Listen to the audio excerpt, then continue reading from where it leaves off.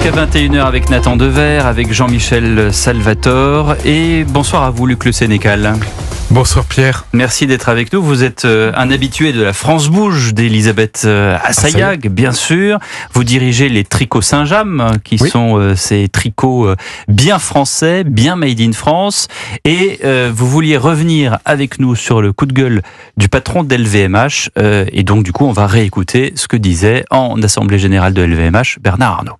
Je reviens des USA et j'ai pu voir le vent d'optimisme qui régnait dans ce pays. Quand on revient en France, c'est un peu la douche froide. Aux USA, on vous accueille à bras ouverts, les impôts vont descendre à 15%, le marché se développe très vite. Quand on vient en France et qu'on voit qu'on s'apprête à augmenter les impôts de 40% sur les entreprises qui fabriquent en France, pour pousser à la délocalisation, c'est idéal. Alors je ne sais pas si c'est vraiment l'objectif du gouvernement, mais en tout cas, il va l'atteindre.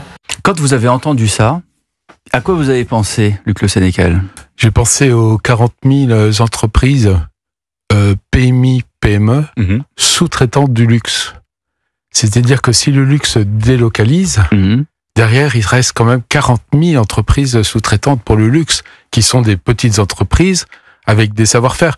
Enfin, ce n'est pas qu'une histoire économique. C'est aussi une histoire humaine, parce que tout ce savoir-faire, tout le Made in France repose beaucoup sur le savoir-faire, l'excellence d'un savoir-faire français. Puisque vous êtes président de l'Institut pour les savoir-faire français, et donc vous voyez certaines entreprises, notamment du patrimoine vivant, qui sont coincées. D'un côté, elles ont ni les moyens, ni entre guillemets le droit de délocaliser, puisque ça devient plus du Made in France y vont aux États-Unis. Oui, et le savoir-faire est un savoir-faire humain, donc c'est difficilement délocalisable. Et puis surtout, c'est pas subventionné, ou en tout cas pas assez, ce savoir-faire français. Oui, alors il y a différentes mesures qu'on pourrait prendre. Par exemple, la TVA. Pourquoi les produits français sont taxés à 20%? Alors que d'autres pays comme la Chine imposent des taxes à l'importation. Nous, on n'en impose pas, mais on a une TVA à 20%. L'agroalimentaire, c'est une TVA à 5,5%. Donc déjà, il y aurait 15% de différence. Un autre exemple, c'est les marchés publics. Aux États-Unis, 50% des marchés publics sont réservés aux Américains. En France, ça s'appelle du protectionnisme. Vous voudriez qu'on fasse du protectionnisme? Non, c'est pas du protectionnisme. C'est un accord européen. 50%, c'est quand même, quand je vois que nos pulls de l'armée sont fabriqués à l'extérieur de la France. Ils l'étaient pas. On en fait 5% du marché. Époque. Oui, nous, au Tricot Saint-James, on en fait 5%. Mais on fait les plus difficiles. Mais la grande usine qui fabriquait a fermé. Voilà. La fameuse usine, je sais plus le nom, mais en tout cas, c'était une usine française. Je vous propose, avant de donner la parole à Jean-Michel Salvatore, qui connaît bien les questions économiques, qu'on écoute le président du MEDEF, Patrick Martin, qui justement réagissait à, cette poussette délocalisation que proposait M. Arnault. Je sens la colère monter. L'incompréhension tourne à la colère. Ce ne sont pas des humeurs. Ça se traduit dans des comportements d'achat, d'investissement, d'embauche ou de débauche. Les conséquences, c'est que ceux qui peuvent partir partent. Et ils ont raison. Il y a une rationalité économique. Nous, on est là, les entrepreneurs, pour faire de la croissance, pour investir, pour innover, pour embaucher. Quand vous avez un pays qui a de la croissance, qui a des conditions attractives en termes de prix de l'énergie, en termes de fiscalité, qu'est-ce que vous voulez, vous y allez, c'est normal. Jean-Michel, un patron du MEDEF qui dit barrez-vous, c'est du jamais vu. Moi, j'ai jamais entendu on, parce que off, évidemment, à l'époque des 35 heures, ça se disait évidemment. Alors, on jouait avec l'idée, mais évidemment qu'on ne le faisait pas. C'était sur RTL ce matin. Alors, c'était sur une grande radio nationale. Moi, j'avais une question à vous poser, parce que finalement, il y a un autre grand patron qui dirige une entreprise très internationale, mais qui a une base française très forte. C'est Florent Menegaux, le patron de Michelin, qui a donné des chiffres qui sont absolument hallucinants sur les coûts de production de Michelin. Quand un pneu coûte 100 en Asie, il y a une dizaine d'années, ça coûtait 134 €. en Europe, et aujourd'hui ça explose à 190 euros en Europe. Donc on voit bien que là les prix augmentent énormément. Et vous, est-ce que vous n'avez pas la tentation d'une façon ou d'une autre de délocaliser, même partiellement? Il y a dans le luxe, il y a certains producteurs qui le font en catimini sans trop le dire. Bon, est-ce que vous n'avez pas cette tentation-là en secret? Pas du tout. Bon, d'abord, Tricot Saint-James existe depuis 135 ans. Non seulement on a ramené toutes nos productions à Saint-James, hein, c'est un village à côté du Mont-Saint-Michel, c'est 300 emplois. Mais au fait, si on veut produire en France, on sera jamais compétitif comme par le prix, parce que c'est un choix sociétal, etc. Donc on sera compétitif par la qualité. Et pour moi, la qualité est la résultante d'un savoir-faire. Pourquoi Saint-James, on exporte nos marinières et nos pulls marins au Japon, alors qu'il y a la fast fashion? Mais vous achetez un pull Saint-James en moyenne 150 €, vous le gardez 10 ans, c'est moins cher que la fast fashion. J'entends bien, mais là on n'est pas à un moment de bascule où là c'est trop cher et où finalement les clients sont plus là parce que la différence de prix ne se justifie plus. Non, je ne pense pas. Il y a eu, c'est vrai, depuis 3 ans beaucoup d'inflation. Il y a eu les coûts d'énergie, il y a eu les coûts des matières premières. Mais il y a encore cette confiance dans le Made in France. D'abord, les jeunes consommateurs sont quand même plus conscients que d'acheter un produit fabriqué en France qui n'a pas fait 3 fois le tour de la planète, c'est quand même mieux. Et puis, c'est encore la qualité, on s'y retrouve. Mais Luc, le Sénécal, qu'est-ce que vous dites à Patrick Martin? Qu'est-ce que vous lui répondez quand il dit, écoutez, voilà, si vous avez les moyens d'y aller, allez-y, délocalisez? Oui, mais derrière, c'est les petites entreprises. Mais est-ce que ça vous choque? Est-ce que ça vous choque qu'un président du MEDEF, aujourd'hui, c'est-à-dire en public, sans le dire à un déjeuner avec des journalistes économiques, etc., il est sur une radio le matin, qui est écouté D'un point de vue économique, je le comprends. Mais le Made in France, ce n'est pas que de l'économie, ce sont les emplois, ce sont des savoir-faire, ce sont des Mais lui, il est censé protéger tout ça. Qu'est-ce qui se passe dans sa tête quand il dit ça? Oui, C'est étonnant. C'est étonnant, oui, étonnant. Nathan Dever. Mais je trouve qu'il y a 2 choses qui sont étonnantes. En effet, les paroles du président du MEDEF, mais celles de Bernard Arnault. Parce que, Bernard Arnault, quand même, c'est, à ma connaissance, la première fois que, explicitement, officiellement, il tient de tels propos. C'est doublement étonnant.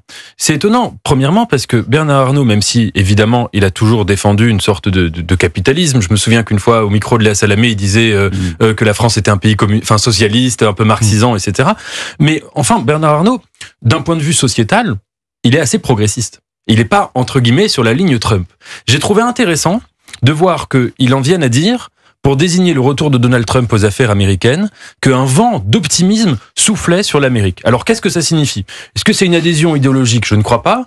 Est-ce que c'est une manière de dire, si moi, Bernard Arnault, milliardaire plutôt progressiste sur le plan sociétal, j'en viens à parler ainsi, c'est vraiment qu'il faut réveiller profondément l'appareil français. Et j'ai l'impression que du côté du président du MEDEF, on est un peu dans la même logique. Ça veut dire des paroles presque de menace, ou en tout cas de Cassandre, mais pour essayer de provoquer un réveil de dernière minute, non? Oui, d'autant plus que le groupe que préside Bernard Arnault fait aussi beaucoup dans la formation de ces métiers qui sont devenus rares. Ils créent des écoles, certes, pour leurs propres ateliers, mais aussi pour les ateliers des sous-traitants, etc. Mais c'est aussi du Made in France. S'ils disparaissent, oui, tout en Made in France, il faut former. Vous avez, je crois, 60% des entreprises familiales qui ont pas, dont les dirigeants ont plus de 50 ans, qui n'ont pas de successeur ou qui n'ont pas pensé à la succession. Donc c'est une inquiétude. Oui. Alors, et je pense que ça se greffe, comme tout le monde le sait, sur l'inquiétude que l'on vit depuis une incertitude politique, donc des conséquences économiques.